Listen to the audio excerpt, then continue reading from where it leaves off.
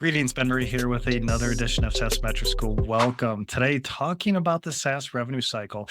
And sometimes you hear this called quote to cash. That's the CFO's utopia, where we quote that customer and we follow that life cycle, that revenue cycle, all the way from that prospect and that quote to then collecting that cash. So called generally quote to cash, or I like to call this the SaaS revenue cycle as well. What really happens behind the scenes when we land a customer. And this is in the setting of going after mid market enterprise customers where we're signing contracts with them and then sending out those invoices. So, first, of course, we have booking, the executed contract between us and our customer for our products and services. So, it starts with that booking. We execute the contract. Sometimes a customer issues a purchase order in lieu of signing the contract. But again, we have an executed deal to then provide products and services to our customers. So, that's just a booking. It's not invoicing, it's not rev rec, it's not cash. It's just a sales process where we've landed that customer.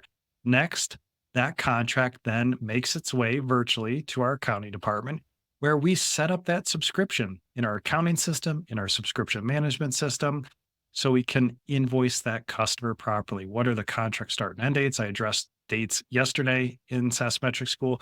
What's that first invoice date? When should that go out? What's the time period that the subscription covers?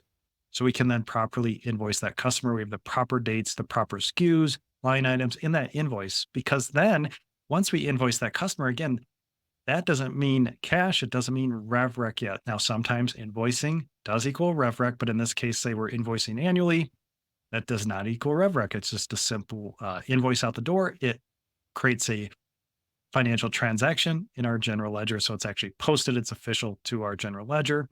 So we've invoiced the customer. Now what? Of course, as we invoice throughout the month, when our accounting team then runs our monthly close process, say it's the first week of the month, closing out the books for the prior month, we now run our revenue management process or our rev rec process. So then we take all the details from those invoices and then run our revenue recognition engine. And hopefully we have some nice software that handles it, that we can then create the journal entry to recognize the proper amount of revenue. So we pull that over from deferred in our balance sheet over to our revenue section, our P&L, and we post the proper revenue amounts. So we start with bookings, we invoice. Now through our monthly close process, we run the revenue recognition engine.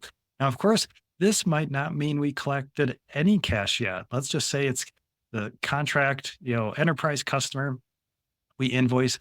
Now we still have to collect the cash. We could be recognizing revenue with the invoices out the door, but now we still have to collect on that invoice. Say it's a $12,000 subscription and we collect to our customer, they send us a manual check, they send us an ACH or a wire, and then we get that check, and that will then relieve that AR balance sitting on the balance sheet. So a little bit of a peek behind what goes on behind the scenes once we land that customer, from bookings to invoicing to revenue management, then finally collecting the cash. Hope you enjoyed it.